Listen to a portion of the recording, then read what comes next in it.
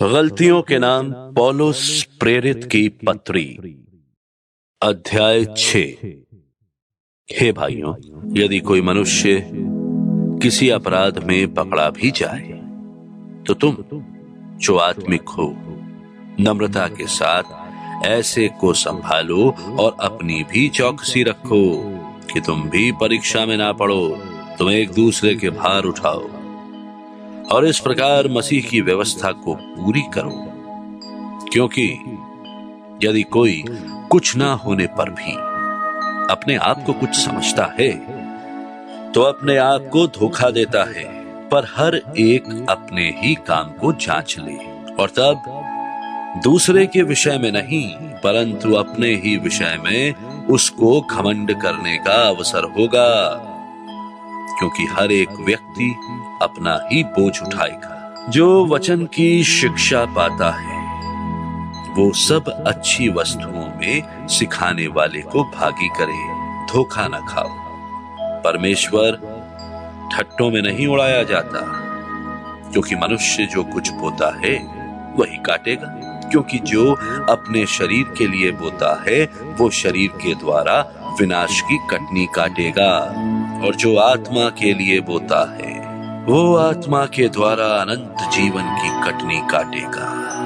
हम भले काम करने में हियाब ना छोड़ें, क्योंकि यदि हम ढीले ना हों तो ठीक समय पर कटनी काटेंगे।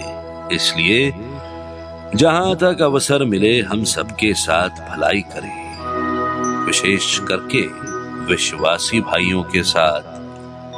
देखो, मैंने कैसे बड़े बड़े अक्षरों में तुमको अपने हाथ से लिखा है। जितने लोग शारीरिक दिखाव चाहते हैं वे तुम्हारे खतना करवाने के लिए दबाव देते हैं, केवल इसलिए कि वे मसीह के क्रूस के कारण सताए ना जाएं।